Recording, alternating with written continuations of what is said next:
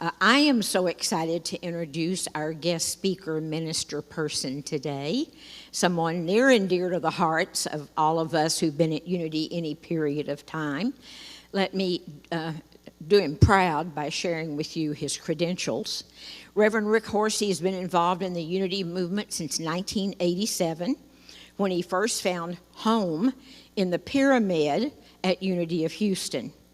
In 1999-2000, he attended and graduated from Unity's pre-ministerial course, CEP, held at Unity Village. In 2018, the pull to return to ministry reappeared, and we're so glad. Reverend Rick attended Unity's Urban Ministerial School and was ordained a Unity minister in June of 22. He was a member of Unity Dallas from 2007 through 21, where he had the opportunity to speak at Sunday services on many occasions. One of Rick's most cherished memories at Unity of Dallas is being blessed to lead Dottie Gandy's memorial service in February of 2023. For those of you who didn't know Dottie, she was an angel in disguise and a blessing in our church. Since returning to Dallas, Reverend Rick has been serving as a volunteer at the Church of One Love in Farmers Branch, providing guest speaking services and pastoral counseling, as well as volunteering at the Resource Center in downtown Dallas, which serves the HIV and LGBTQ plus community. Let's welcome Reverend Rick. Wow, thank you. Thank you, Ann. Yeah, let's hope this is turned on. Are we doing good? Can you hear that? Awesome. Thank you, Alex. Thank you, Ann. I appreciate that. It is pretty amazing and fantastic for me to be back up here. This was our home for a very long time. And I think the reason that I'm a Unity minister today was because of a Discerning Your Purpose class that I took in June of 2018 from Beverly Pryor. Now, my goal was to take seaweed classes just to get them out of the way and enjoy it. But at the end of the class, Beverly decided that she was going to go around the room, as often they do, and say, what did you learn? Did something show up in your heart? Now, when that happens, we usually want to be the first person to speak because we can't get nervous, and we're going to say something moderately dumb, and you'll be done. But unfortunately for me, I was the last person in that line. So I'm thinking, moderately intelligent and funny, moderately intelligent and funny, moderate, intelligent, and funny. And then she gets to me, and what comes out of my mouth was, well, I'm supposed to be a Unity minister. What? I mean, inside I'm going, what did you say? Are you crazy? In front of all these people that I know, you've just committed to be a Unity minister. And it was shocking. And surprising. But when I got home, it was kind of like one of those moments where your tail's between your legs and you walk in and talk to your wife and say, honey, I've done something. Something big. And I said, I've just committed to become a Unity minister. What do you think about that? And my sweet wife said, when do we start? Now that is a wife, I'll tell you. When do we start? Exactly. Yep. Your Stella did good, let me tell you. That's an inside joke about my wife. So to become a Unity minister, and I'm going to speed this up a little bit because chaos is coming at me right now. To become a Unity minister, you have to join or become a part of the Unity Ministerial School, and there are two groups. One is UWSI, which is the Unity Worldwide Spiritual Institute, and the other is Unity Ministerial School, or Ministerial School. To do that, I needed seaweed classes, so we realized to speed this process up, we needed to fly to Melbourne, go to seaweed classes there. We met Reverend Roxanne Graves. And Marlene and I just fell in love with this woman. She's currently the Chief Operating Officer for Unity Ministerial School, for Unity Worldwide Ministries, which is the association of Unity churches, actually. So we just actually fell in love with this woman. I needed some more seaweed classes, and we went to Titusville, where she was the senior minister at that time, and took more. And by that time, I knew I wanted to intern with her. And I hadn't even taken a class yet. but I wanted to intern with her like 2 years later. And I said, if it's possible and you'll accept me, I would love to intern with you at some point. And she said, yes, that's going to happen. That turned out to be the best thing that I have ever done and that Marlene and I have ever done. We moved to Florida, went to class, learned so much. Reverend Roxanne is the kind of person, when you show up on the first Sunday, she introduces you. The next Sunday, you're on stage. And that's the way it was. I was on stage every single Sunday for a year after that. It was fantastic because she pushed me to learn, pushed me to stretch. And it was a fantastic experience. But when you go to a church like this, and this is your home church, you begin to believe that this is unity. This is what it is. There's a minister and there's people and it's great. But when we flew to Florida, I quickly realized that that is not actually kind of the norm. There are lots of unity churches in Florida. And I want to talk about the growth of unity here for a few seconds. So there are lots of churches in Florida. And what I really quickly found was that many of them, a number of them, did not have ministers. Now, honestly, I'd never seen that before. And the reason I want to discuss this growth issue with you all, because you have major decisions to make in your future. And I want to make sure you understand what I've seen in the lay of the land. It was different than I expected. It was a great experience in Florida, and as we moved towards the end of our internship, I ran across some information. Let's see if we have it here. Covered wagons. Who in the world puts covered wagons behind them, right? Well, the reason I put this up there is that I have grown to believe that unity, to me, begins to look like covered wagons. It's kind of an old denomination or movement, if you will. And through the years, they started in 1889, but through the years, they grew, and everything looked as it should, as you would hope it would. But now, more lately, I see unity as kind of an older, settled group. And I've seen the covered wagons in my own mind circling up like they do in the old Westerns, and then they build the campfire in the middle, and everybody is standing around the campfire talking about the old days. And unity is kind of like that. We talk about the Fillmores and how wonderful they were and all that. And then don't we talk about Unity Village and how spiritual that place is? And it absolutely is. I love Unity Village. But I've begun to realize that Unity and the churches are looking inward instead of outward. And if we're ever to grow, we have to make changes. I believe that whatever we've been doing in the past, we need to reconsider what we're doing and try to decide how to do church differently, because our goal is to ultimately grow. Now, down the way, I'm an engineer, so I got to throw a graph at you, right? I know you hate graphs. I know that right now. But my brain doesn't. My brain knows what a graph is. It knows exactly what it's telling me, exactly the slope and everything.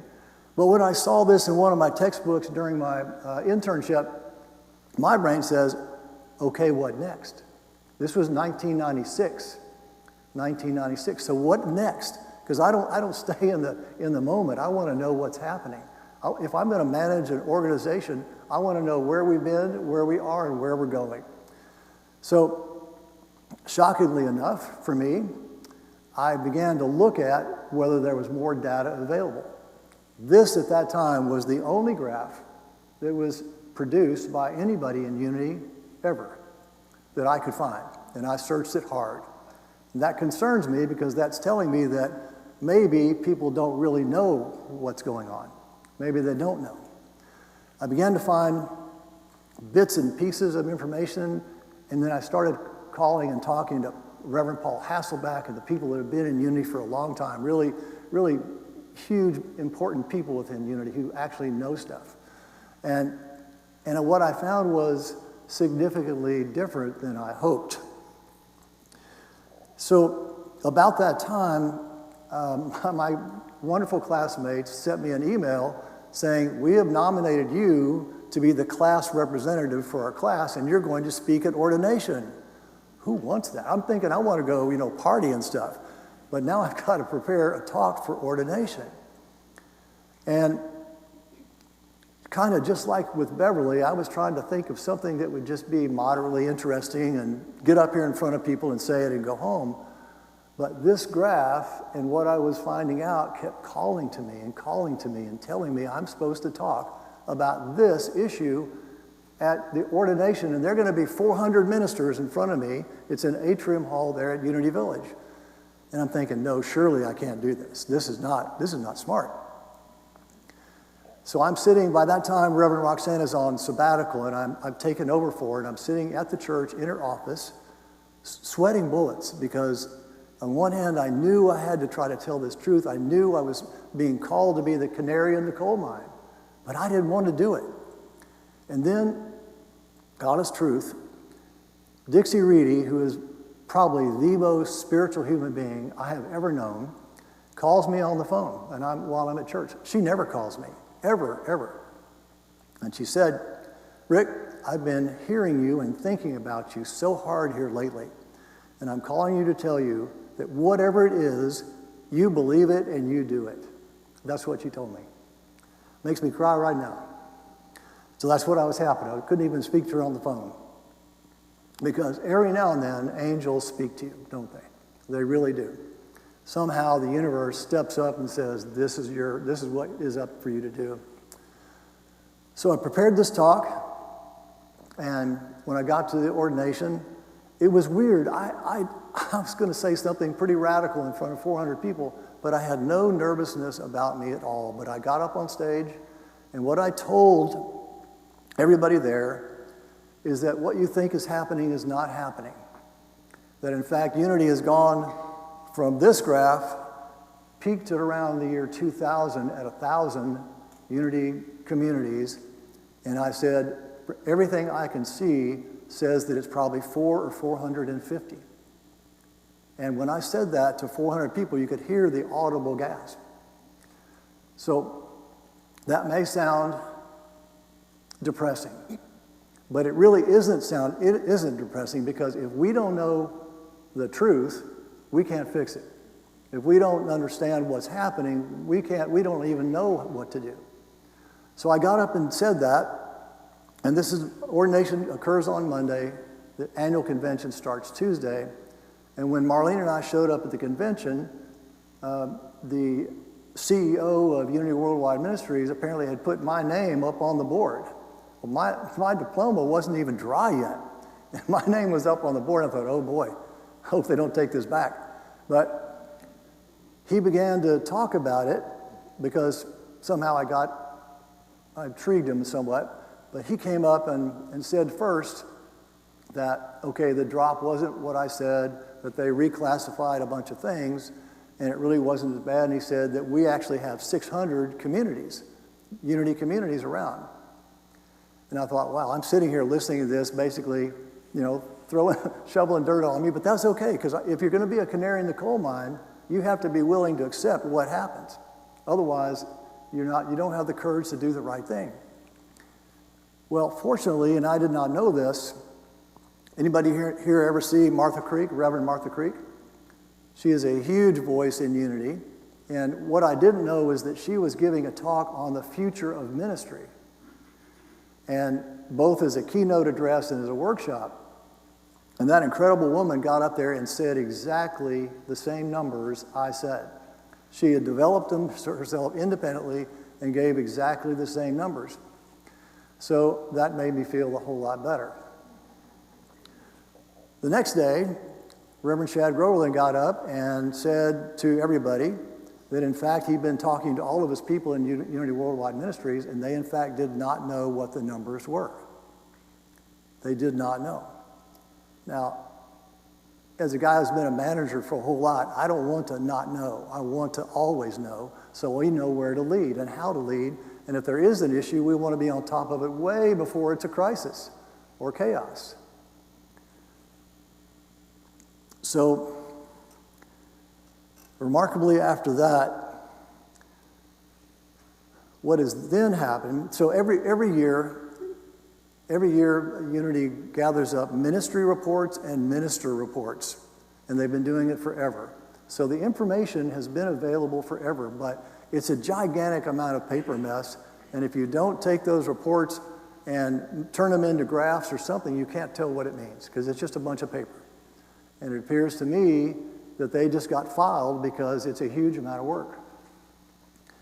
I spoke with Reverend Roxanne Graves, like I said, who's now the Chief Operating Officer there, just a few days ago, and she said that because of my address, I was the spark and the fire under Unity Worldwide Ministries to find out the truth.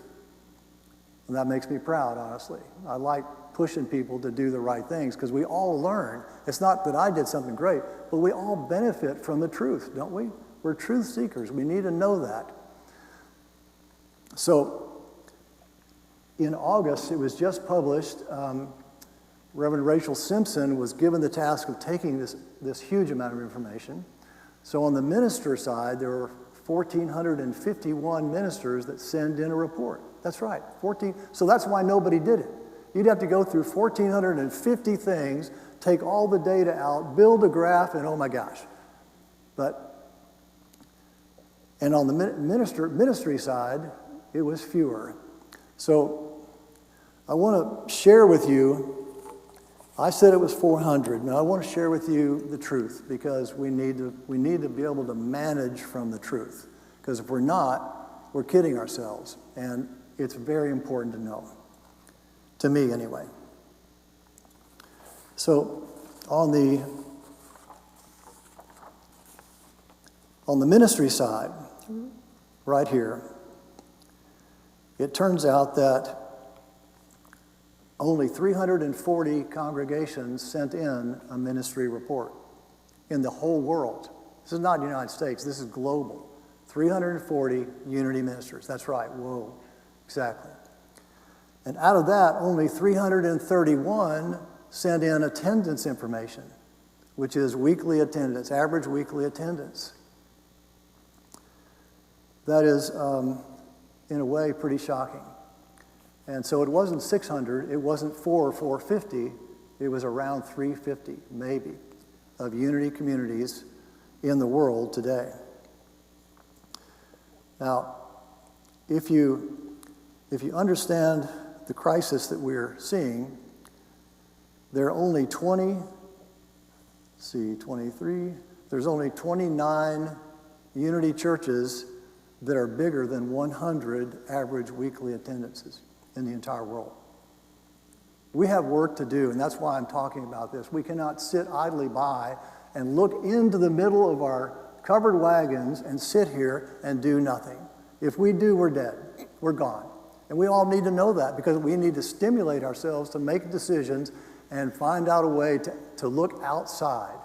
And, you know, I love the book clubs and I love the meditations and all that, and even Power Focus Mini, but everything we're doing within Unity is looking inward. And frankly, nobody knows we're here. I actually feel like we're Horton and the Who, and we live in Whoville, and we're not even yelling out. Look at me, look at me. Nobody's even yelling out. We're just enjoying ourselves in Whoville. We cannot continue to do this. We cannot continue to live this way. And this community, which I believe will be a leader, needs to realize what's in front of us. And we need to change the way we do business. And I know we can do it. I absolutely know we can do it. But we have to make the choice to do it. We have to make the commitment to be different than we've been acting in the past. Now, I wish I could say it gets better, but it doesn't. Not exactly. When I was going through the CEP class, which is in 1999 to 2000, that was then a pre-ministerial program, a 2-year pre-ministerial program, all of it held at Unity Village. It was awesome. I mean, living there for a week, 2 weeks a year for 2 years, it was incredible. And at that time, the talk was, the ministers couldn't find a job, and because there were so many of them, and that was always in my mind.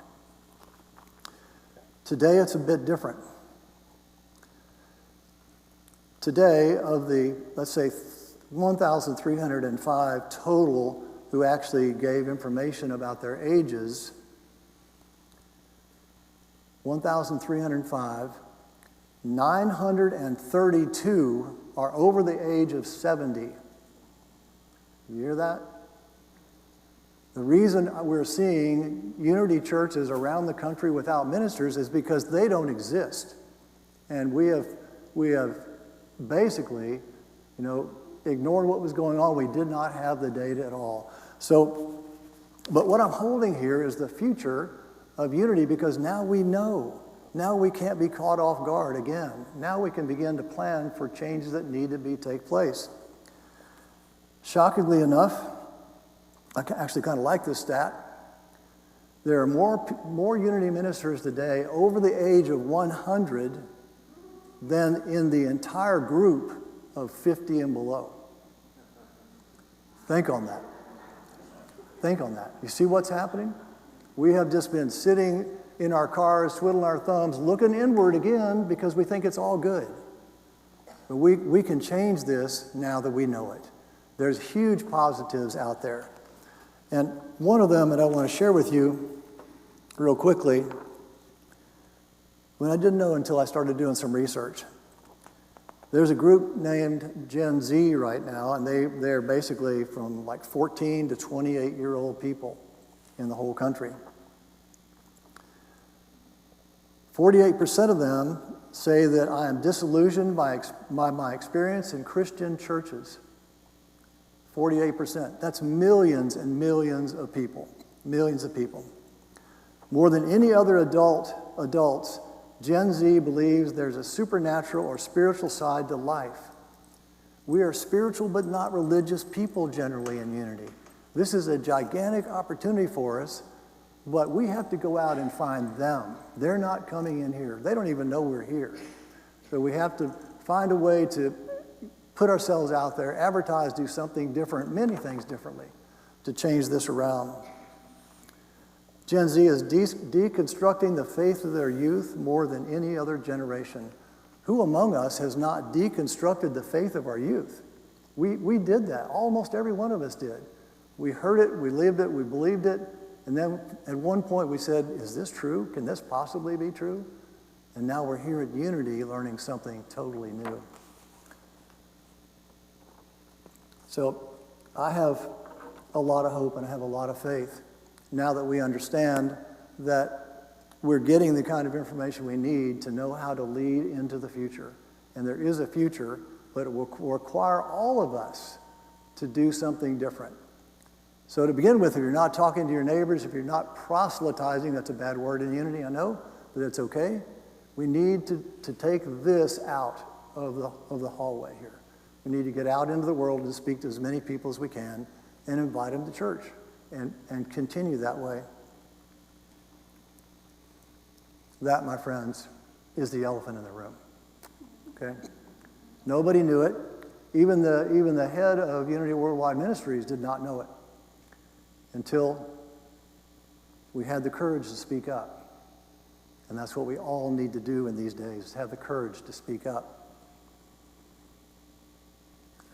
We cannot continue to be the best kept secret. In my whole life in Unity since 1987, people have laughingly said, well, Unity is the best kept secret in Christendom.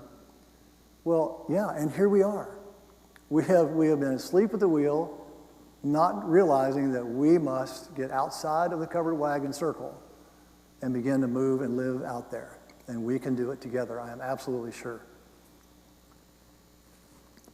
As Unity Christian, when you become a Unity minister, a lot of people want to talk to you about what Unity is. And if you're speaking to traditional or fundamental believing Christians and you begin to tell them that this is what we believe, lightning starts flying, and they are sure that you're going to be puffed up in a big piece of smoke. Because we're going to hell, that's all there is to it. But that's so ridiculous. We don't even believe hell is a geographical location. And when here's what happens. You say, well, heaven and hell are states of consciousness, which is exactly what we believe. They are states of consciousness, and our thoughts, what do? We create heaven or we create hell in our lives, and we all know that. It happens to us all the time. So let's create heaven. That's where we need to live and breathe. But when you tell this as I had with some of my own family, the first thing they say when you say there's no heaven or hell, they say, well, what about Hitler? He's got to be bad. He's got to be somewhere. But it's not true. The God that we understood and that Charles Fillmore understands is impersonal and has no human qualities and has no personality. This is the God that Unity believes. You may have not heard that before, but that is the truth. Charles Fillmore says that God is mind, divine mind, and he used the term all intelligence. I prefer infinite intelligence myself because it fits my mind better. It's more normal, update information. So when we... Unity is often referred to as a return to first century Christianity, primitive Christianity, metaphysical Christianity, or practical Christianity. Unity is a study of the teachings of Jesus, free from the influence of traditional Christian theology and with an open mind. This leads us quite naturally to the consideration of Jesus. Jesus did not come to take the place of God, but rather to show people how to find God for themselves and within themselves, even as Jesus himself found God within. Unity teaches that this great hope was not fulfilled in Jesus, but revealed through him, and that the true hope of humankind is the Christ Spirit within the heart of every person. That's the voice of Eric Butterworth, produced by my great friend Jeff Perkins for me for this talk. To me, that feels exactly correct. This is, I believe that what Unity actually believes is in the theology of Jesus. Charles Fillmore realized that what he was seeing in the Bible was a historical human being saying amazing things, and that if we spend the time with it and practice it, we will grow in consciousness, all of us, each and every day. That's really the heart of Unity. So, one thing that I find that almost no one knows somehow is that Jesus was Jewish. Does that surprise anybody here? Jesus was totally Jewish. He was born Jewish, he lived Jewish, and he died Jewish. But so many people do not know that, which is mind-boggling to me. So when I hear people talk about anti-Semitism, I'm thinking, excuse me? Who are you talking about? That was the God that you love, and the person that you have holding way up here. And I'm going, do you not know anything about history? And the answer is no, they really don't. They live in this sometimes mystery world. And it's surprising to me that that happens. So Jesus was not a Christian, absolutely not a Christian. The earliest movement, he was never spoken about that until much later in the history. So it says here that Jesus founded the movement. It was known as the Way.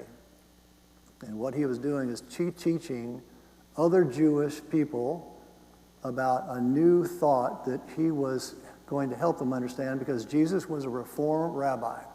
He just merely wanted to change Judaism to have it more comforting and loving, because the Jewish people in that time were in some real trouble, because the Romans were after them, and of course the high priests of the Jewish synagogue were after Jesus, because he was trying to really get in their place and take money out of their pockets. He was saying, that God is within. That was the main thing. God is within you, and you don't really need this high priest. You don't really need the temple, because the temple is our body.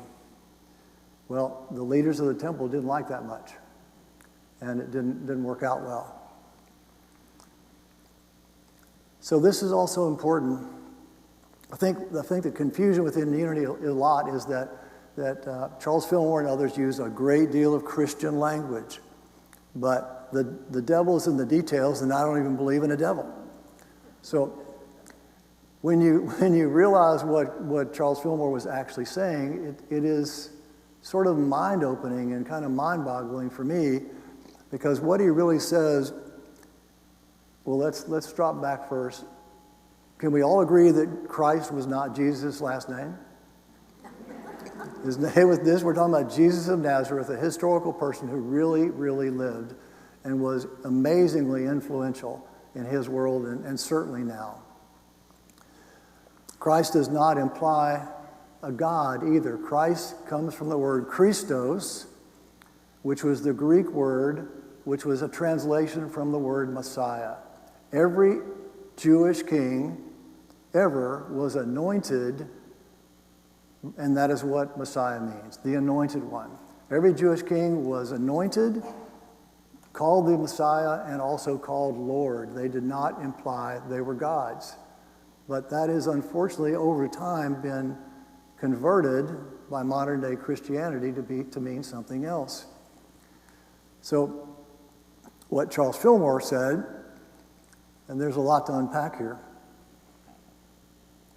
Christ, a perfect man idea existing eternally in divine mind, and is the true spiritual higher self of every individual. The Christ is within us as our higher self. That is what Charles Fillmore was saying. And he says, even more importantly than that, this higher self lives eternally in divine mind. I've come to believe that this universal infinite intelligence that I believe that is the God of my understanding created the thought of you and me. It's an infinite intelligence. We're here. That means that it must have created the thought of each one of us and everyone else. That means to me that we are eternally in divine mind. That's what Charles Fillmore was saying. And to me, this definition for my own personal self says that if reincarnation is real, the thought of us is always here. And I believe in my own self that when we make the transition, there is no separation. The thought of us is the higher self of us. Right now in this place, there is no separation whatsoever between us and the thought that God, divine mind, created of us. And that to me makes a lot of sense. Might blow you away, but that makes a lot of sense to me, though. I think that's what's happening. Practical Christianity. Okay, I have a confession to make. And no, I don't know where Jimmy Hoffa's body is. I don't know any of that. But I've been in Unity since 1987, and been through the entire ministerial school, and I never knew what practical Christianity meant. How is that possible? And I think one of the problems for me is that it had the Christianity word stuck on the end of it, and I rebel against that a little bit because of my upbringing. And I pushed back against it, so I never wanted to look into what practical Christianity meant. But once I finally understood it and moved away from my own prejudices, I realized, quite frankly, that Charles Fillmore was a genius. He saw something in the New Testament, in the teachings of Jesus, that I had never seen before. And that is the basis of unity right now. He called practical Christianity simply because the unity ideal is the actual practice of Jesus' teachings on a 7-day-a-week basis. That's actually what practical Christianity means. Did everybody know that, or am I just alone? That's what he was talking about. All this time, 150 years or whatever, that's what the man was talking about. This is incredible, actually, because he's not talking about Jesus the God. He's talking about the teachings that are found in the parables and short sayings in the Bible. And if we go to those and let them sink in, we begin to learn some really quite amazing things. So I'm going to do just a few, if you'll let me. Give me a little bit more time. I have no idea what time it is. But I want to see what happens if we read one of his parables and what we can make of it. The first one is the parable of the weeds. I think I have that up here. Thank goodness that's the right one. The first one is the parable of the weeds. And it says, the kingdom of heaven may be compared to someone who sowed good seed in his field. The kingdom of heaven is within. I don't know if you know how powerful this little baby statement is, but Jesus is telling us that we are all good seed. We are not sinners. Jesus never said we were sinners. We are all good seed in this parable. I think that's the most powerful thing I've ever read, actually. And transitioning, too. But while everybody was asleep, an enemy came and sowed weeds among the wheat, and then went away. The enemy is not Satan. The enemy is not the devil. I don't believe in that. The enemy, in this case, is when we're raised, we start off perfect children. And we've all seen grandkids, we've all seen our own kids. We know that they're absolutely beautiful, absolutely perfect. But what happens is, sometimes as a parent, we say something to that child which harms them, or they hear it differently, and they plant a weed seed in their heads. And it stays. That's what Jesus is saying. Or something happens that we think, well, gosh, I'm not lovable anymore, or maybe I'm not good enough. More weed seeds in our heads. That's what he's saying. What he's really telling you is that he's the first unity minister who says thoughts held in mind with emotions create after their kind. It's the third foundational belief in unity. That's what Jesus is telling us right now. We're born perfect, but as we grow up, we are trained to have anger, jealousy, and prejudice pushed into our heads, and we don't even know it because it's silent. That's what he's saying here. It says, so when the plants come up and bore grain, then the weeds appeared as well. And the slaves, which is an interesting word. So I think what he's saying is that our higher self is in control of the words that come out of us. But the weeds are like part of our ego self. So there's two parts of us talking. So he's sending this controllable thought out. Now, the slaves of the householder came and said to him, Master, did you not sow good seed in the field? Where then did these weeds come from? And of course he says, and an enemy has done this. Over time, we keep taking on these false illusions of who we are. But it's not true, but we believe it. We've all been there before. We've got these weeds that are growing in our heads that have caused our own actions and behaviors to be a real issue for us. That's what he's really saying in this. And they said, then do you want us to go and gather them? But he replied, no, for in gathering the weeds, you would uproot the wheat along with the wheat. So what he's really saying is that as a child, we're not emotionally ready to know what is good and bad. And we need to wait until we see what comes up and what grows within us. Because oftentimes, weeds are the most beautiful flowers that exist today. And so Jesus was saying, wait until you understand what's there and then decide what is wheat and what is a weed. Because the truth is, we might be told as a young child that just don't be silly, stop that, do this, do that. And we learn that our entire imagination has been ripped from our soul because our parents told us not to be that way. That's what we do. Or we go to church and we learn something that we think is true, but of course it's not true. And we all learn eventually that we've got to rid ourselves of those weed thoughts. That happens over and over again. He said, let both of them grow together until the harvest. And at harvest time, I will tell the reapers, collect the weeds first and bind them in bundles to be burned. So he's saying exactly what we know. Go into your minds when you know what good and bad is, and remove the weeds first, because you need to make sure that you bind them together so they can't get loose, because they always want to come back, don't they? It's like Jason in the horror movies. He always wakes up and comes back. These weeds do the same thing. They really do. We think we're well. We think we've gotten through something, got rid of that issue that's in us, but it comes back because it always wants to sneak in the back door. So he's saying, bind those weeds, get them out of your minds, and then burn them so they are surely, surely gone from your mind and from your life.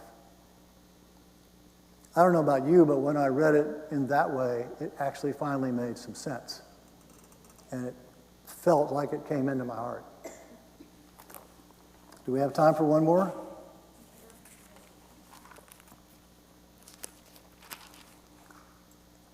I picked this one because it was a little more difficult.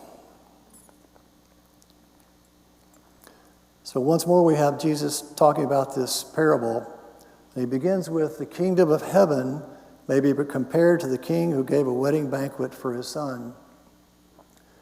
The king actually is our higher self.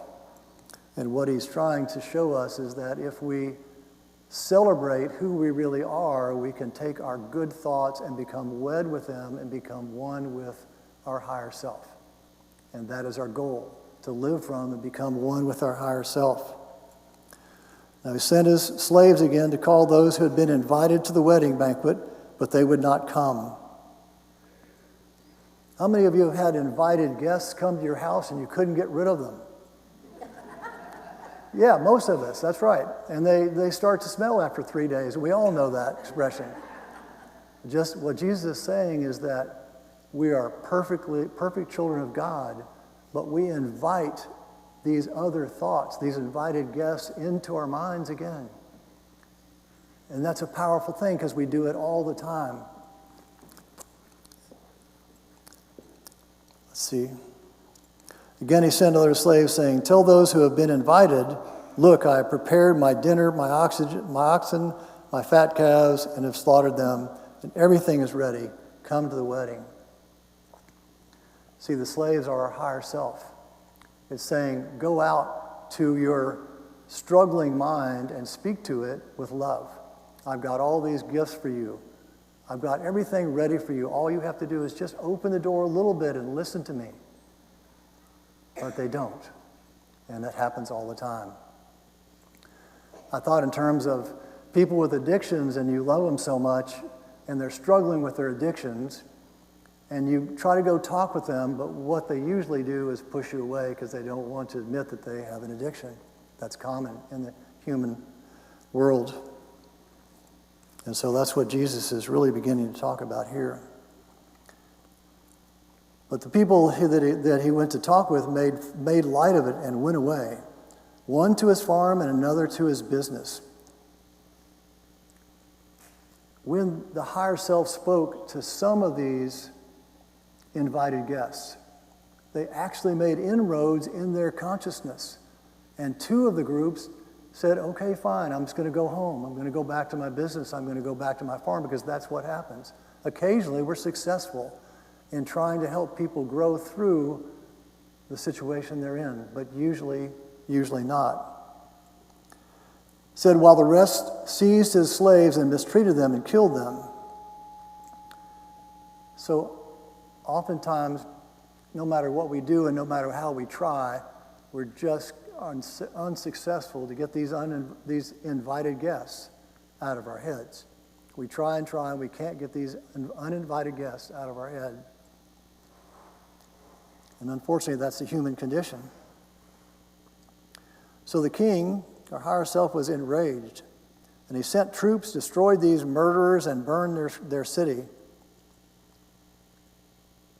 Sometimes when we're dealing with real difficult issues and we are being assaulted by these crazy thoughts that are in our minds that are leading us in the wrong direction, every now and then our higher self has to come up and say, enough is enough. I'm going to change this. I cannot live this way anymore. I've got to get this out of my mind. It doesn't matter what it takes. And that is also very clear in the human condition. What that says is, I've reached the bottom. I've gotten to the bottom of all this, and I'm going to go get help. And that's what Jesus was saying. That's okay, but you need to get this stuff, these invited guest thoughts, out of your mind.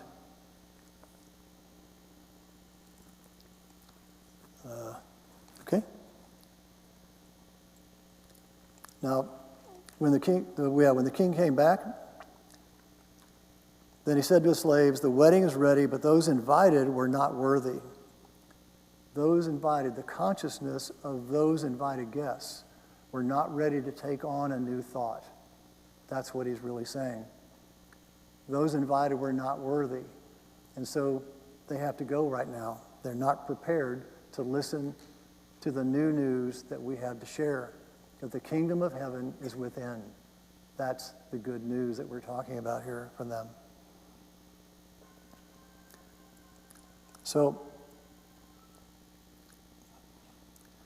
he said, "Go therefore into the main streets and invite everyone you find to the wedding banquet." The slaves went out in the streets and gathered all whom they found, both good and bad, so the wedding hall was filled with guests. Everyone is invited. It's totally an inclusive thing that Jesus is saying. Everybody is invited. It's not just Jews, it's Gentiles, and it's everybody. We're all one. At the end of the day, we're all one. We're children of God. Doesn't matter the difference between how we look or anything else. We're all one. That's what he is saying here. But when the king came in to see the guests, he noticed a man there who was not wearing a wedding robe. And he said to him, "Friend, how did you get in here without a wedding robe?" And the man was speechless. But then the king said to the attendants, "Get this guy out of my room. I won't accept him."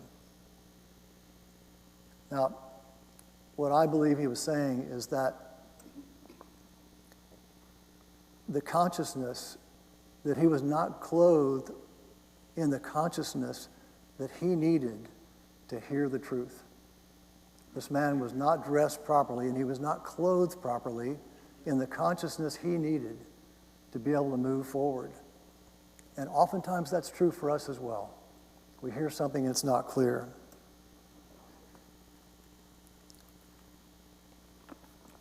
So, for me, the parables are not just parables, they are symbols. Every single word means something, and it can raise you up and raise your consciousness and bring you to a higher level of consciousness. This was the truth that Jesus was talking about. It wasn't that he was a God or outside or bigger and better, because the highest consciousness within him is the same that is within us. And that's what he was trying to say. Thank you very much. I appreciate you so much.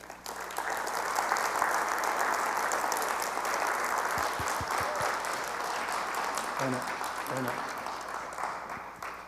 So if you'll prepare for meditation, let's take these thoughts and go into our meditation moment.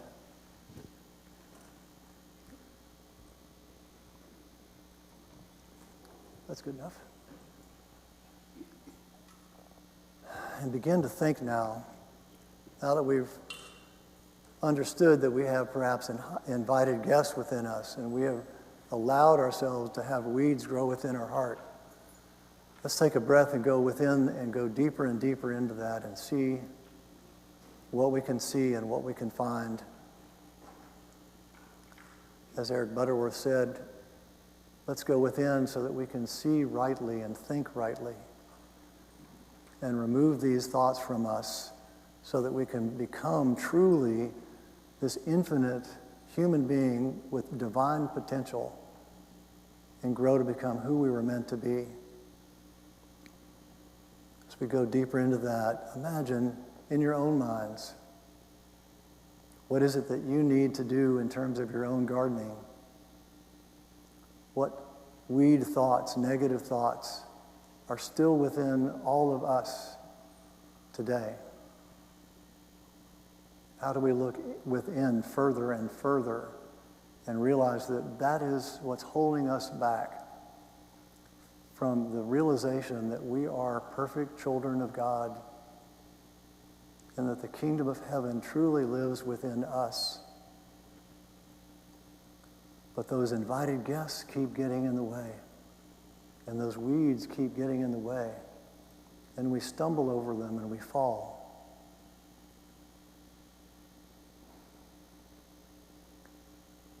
Let's in this moment begin to maybe just choose one thought that you know that's within you, and I will as well.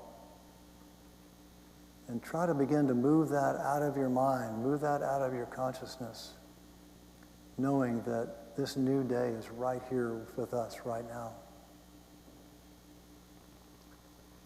Let's take this moment for just a few moments to think about that and go through that with you in the silence.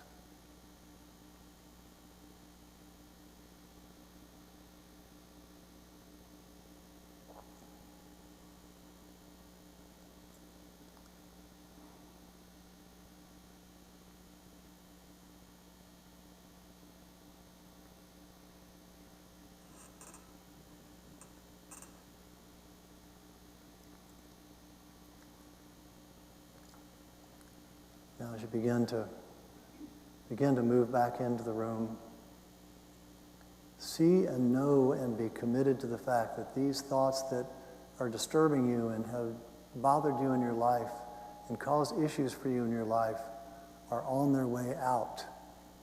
You have committed to have them leave so that you can live the life you truly have been meant to live all your life.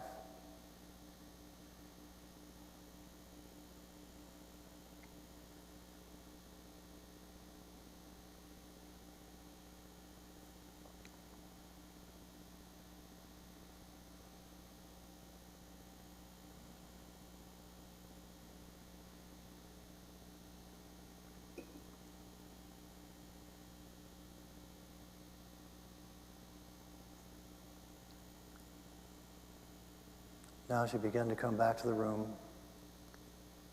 know that this is a process. Know that we've been given a new tool to use and look within ourselves on a daily basis. And my friends, we will transform our lives to something new and remarkable.